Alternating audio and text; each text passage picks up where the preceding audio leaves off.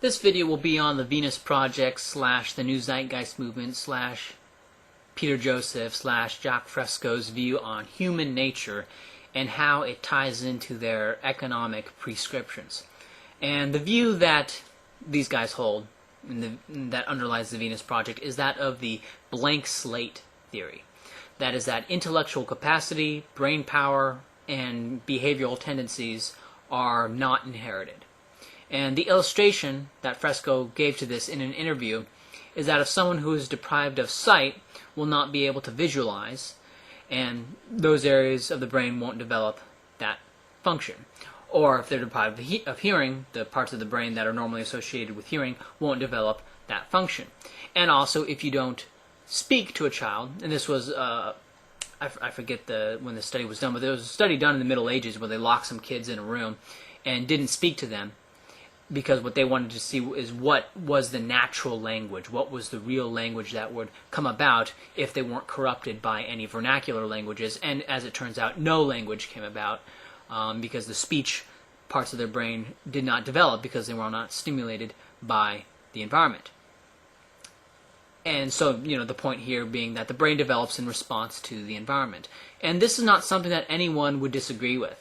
But what Fresco does is he goes from this point on to deny any innate human nature, right, saying that human nature does not exist. Now, the faultiness of this reasoning can be seen if we draw a parallel to, say, muscular development.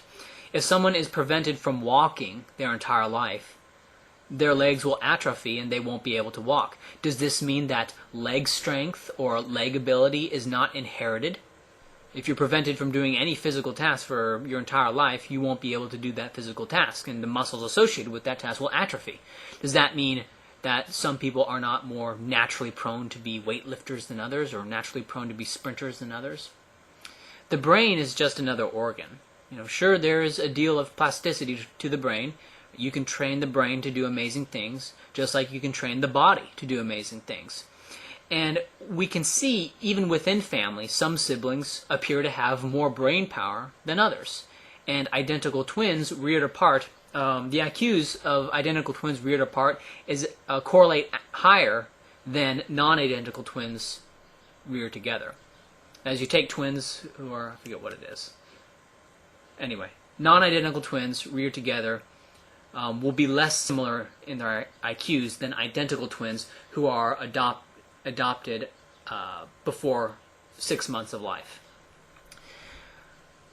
Now, I know people don't like IQ tests because they've been indoctrinated to think that IQ doesn't measure anything, or it's not important or anything like that. And I don't have time to defend IQ here. Instead, what I'll do is I'll just link to a post where I do defend IQ in a prose-free, to-the-point post that won't waste your time. And all this points to the brain being very much like the rest of the physical body. No special rules appear to apply to the brain. Identical twins are physically very similar, yet through training, one of the identical twins could become a lot stronger than the other. And in terms of brain power, identical twins are very similar, yet through training, one twin could become much smarter than the other. However one defines and measures intelligence, also however one defines and measures strength. We can also look at children who are raised by packs of wild dogs who end up walking on all fours, and their walking on all fours is actually rather inefficient. So even if something can be changed, like the way you walk, one way is clearly more natural than another. It is also much more difficult for humans to learn how to read and write than it is for humans to learn how to speak, because speech is more innate. The brain is hardwired to learn speech. It's not hardwired to learn how to read and write.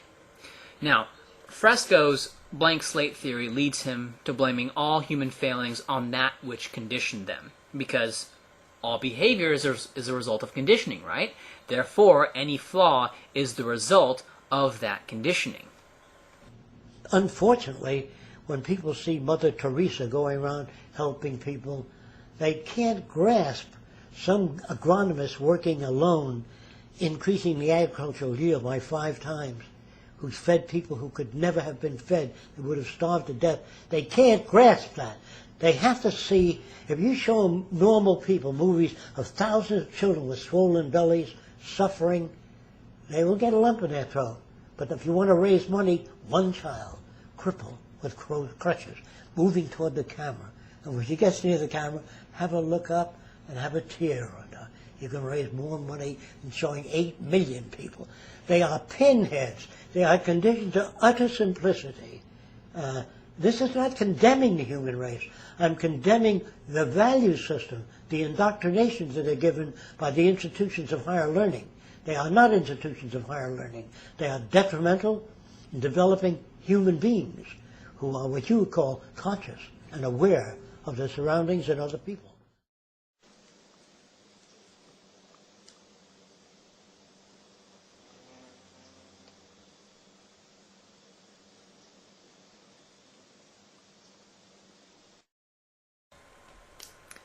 And so did you see that? Right, one man, it's the whole one man is a tragedy, a million man is a statistic, but Fresco is blaming this inability to realize the scope of human behavior not on some evolved limits, but on their conditioning, right? Your inability to empathize with a million people, that's not a result of the fact that humans evolved in small tribes. No, that's a result of conditioning. Now, in reality, humans have a set limit to how many people they can actually conceptualize as being people, and it's somewhere between 150 and 250. And this is known as Dunbar's number. And the people you can conceptualize as actually being people, that is your Dunbar unit. And people can go in and out of your Dunbar unit, and most people have space in their Dunbar unit for a few more new people, right? But it's just that humans didn't evolve in tribes of millions. They evolved in tribes of 100 or 200. Evolutionary psych explains this inability to empathize with a million people just fine. Now this becomes very important because the Venus Project is basically communism. And Fresco himself used to be a member of the American branch of the Communist Party. Fresco is advocating the abolition of private property, right, which he says will be irrelevant since anything you could reasonably want would be available in superabundance once the Venus Project gets working. And that all the resources on the planet are a part of Earth's common heritage. And he believes that people will go along with this plan once they overcome this barrier of not being able to empathize with millions of people, which he believes is conditioned, right? And so this needing to empathize with millions of people is part and parcel to embracing world communism, which is what the Venus Project is. Now, Steffbot, in his criticism, was saying that the Venus Project is Marxism with robots. But this is, quite frankly, an insult to Marxism. Marx at least developed a theory of exploitation around the labor theory of value. And Marx can be forgiven for not accepting marginal utility in his theories because it wasn't around when he wrote Das Kapital. So the mistakes Marx made, we can understand. And also, when Marx wrote his stuff, we didn't have attempts at communism. So Marx hadn't seen all the things that Fresco had seen. And Marx didn't have the marginalist revolution. Right? His economics is pre-marginal, so Marx can be kind of forgiven, whereas Fresco has fewer excuses. And also Fresco's theory, just on its own merits, is far less developed than Marx's theory. If you just, and I've linked to his essay, which is like the most I could get from him, and it's just, I mean, I hate Marx, but Marx is better than Fresco. Anyway, but like Marxist communism, there is an incentive problem with the Venus Project. Now, in Marxist communism, the problem was, why would people work if they aren't getting paid to produce more? Right? Now, in reality, people worked without being incentivized to work more by various authoritarian measures. That is, if you didn't work, you were punished. If you didn't reach your quota, you were punished. And this resulted in half-assed work, people doing just enough to reach their quota, producing a shoddy product, but enough product to meet their quota, right? And that was how it happened. But Marx believed that what would happen is that a new socialist man would come to be, right? Now, Marx himself never used the term new socialist man, if I recall correctly, but he believed that there was no set human nature, right, and that human behavior changes depending on the demands of his environment.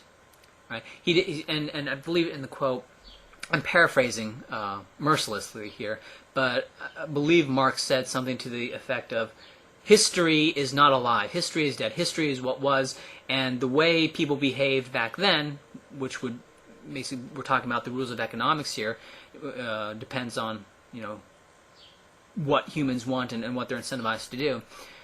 He says that's all history, and that's all people responding to the environment then. But if you change the environment, so when the environment changed, man's nature would change to work in a commune, despite not getting rewarded himself.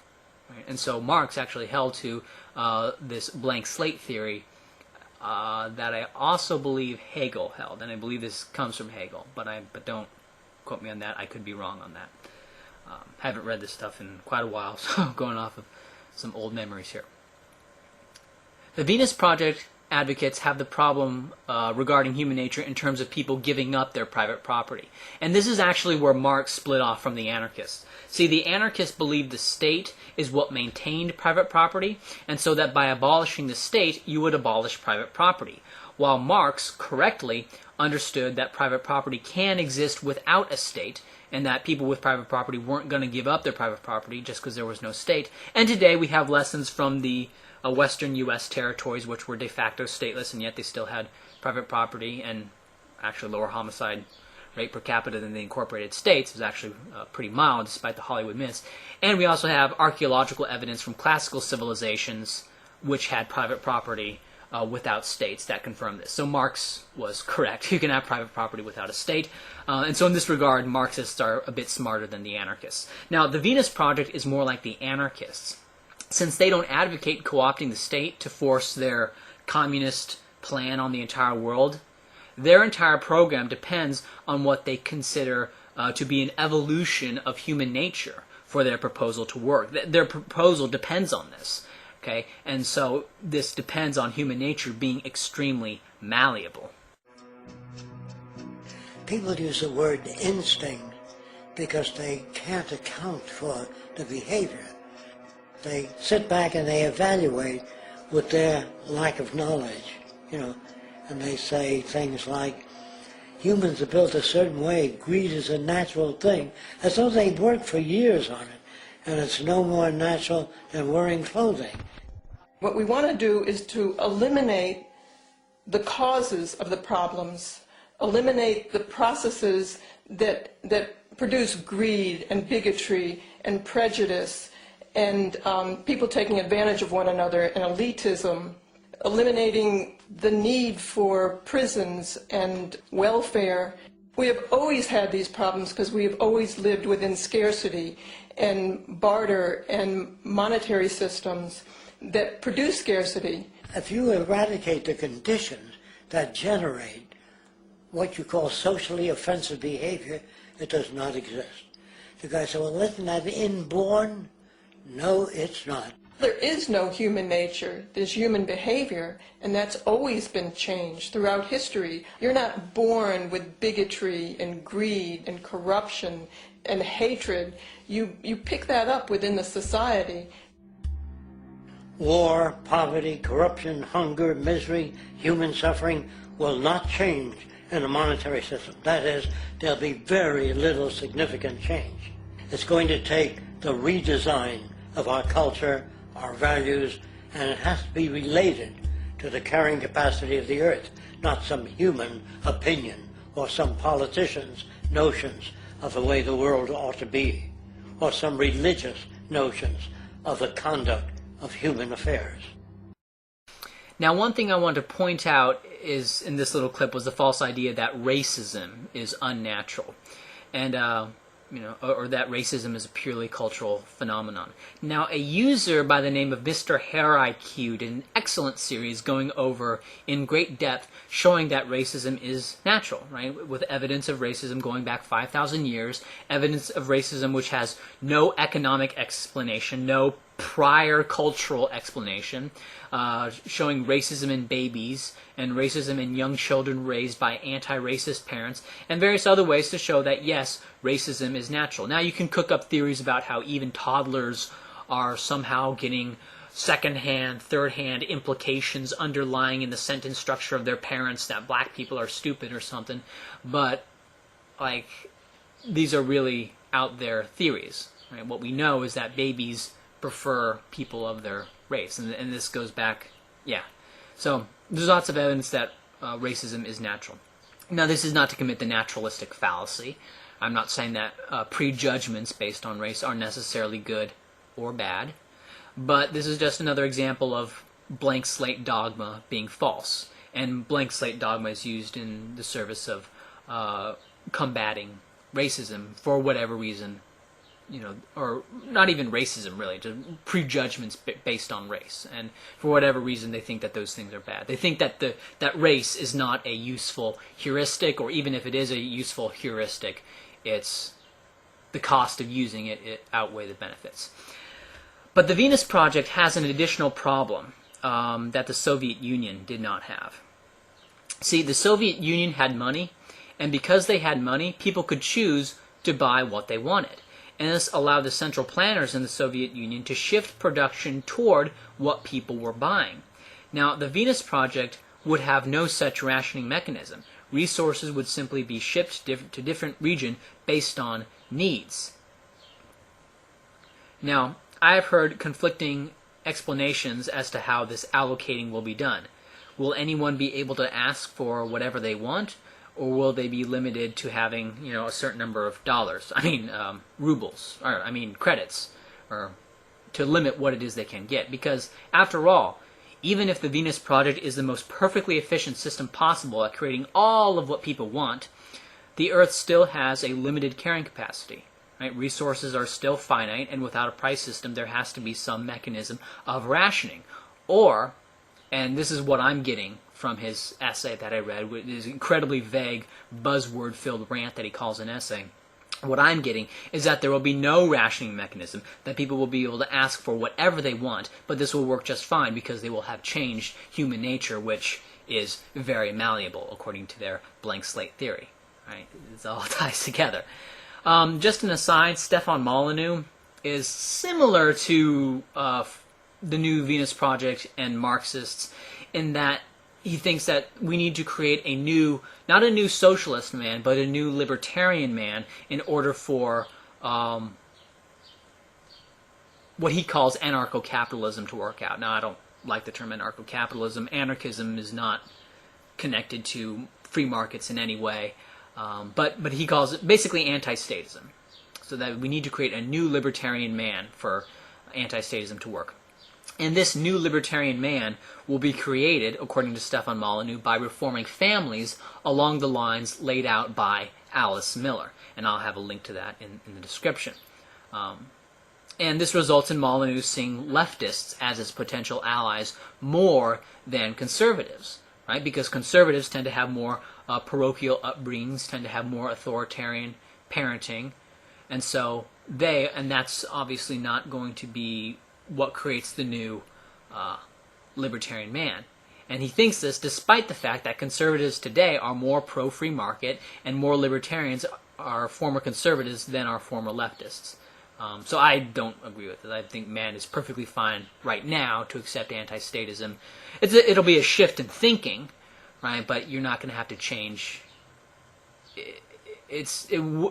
Man doesn't have to be fundamentally changed to accept anti-statism. Whereas according to Molyneux, he thinks it does, and according to Jack Fresco, and according to Marxists, they think that human nature has to be fundamentally changed in order to accept the new program. It's just that with the Marxists, they think that human nature will change as the program gets implemented because humans changed their environment completely, according to Marx. I also recall that very early on, Steph was more realistic in his views on human nature as being relatively malleable, but not completely malleable. But as Freedom Main Radio started to embrace the idea of creating the new libertarian man through the reform of the family more and more, and this became more central to Freedom Main Radio, he started to ascribe more and more to the blank slate theory. So we're seeing people who think that they need to change human nature to accept their political proposals. They hold to the blank slate theory.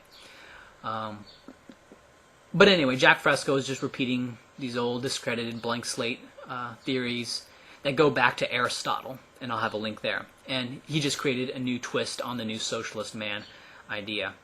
Now, I want to be clear here that nobody denies genetics and nobody totally denies environment. And the dispute is on the matter of degree. Right? And this can be a little bit ambiguous, but generally speaking, there's two polarities here. There's people who are more on the genetic side and people who are more on the environment side. So it was very irritating when Robert Sapolsky referred to the nature-nurture debate as a false dichotomy, as if there were these groups of men who actually hold to either extreme completely, when practically there just aren't. And I suspected that he felt that he was above everyone else. He was above everyone else for pointing out this false dichotomy. I'm from the middle ground. That means I can see both sides, and you can't. This is middle ground elitism is what I call it. And I think this is just another example of the Venus projectors and the new zeitgeist people lacking a theory of mind, thinking that they are the only ones with nuanced thought and that everyone else is a zombie caveman, brainwashed by the New World Order, whatever it is they're talking about. But I digress. The point is that Fresco has adopted discredited, crackpot, blank slate thinking for political reasons, just like the Marxist communists that he was once a part of, and apparently has not progressed far from much, except that he has this magical faith that new technology will change human nature and economic laws to create a utopia like one has never seen before. Yes, we have.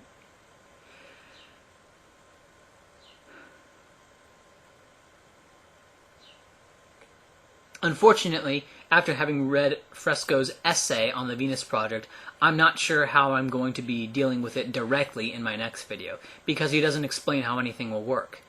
It's going to be a bit like jousting fog, and I think it's going to take more detective work to try to figure out what the heck the Venus Project actually is. After having read that essay, I still only have a very vague impression of what it's even supposed to be.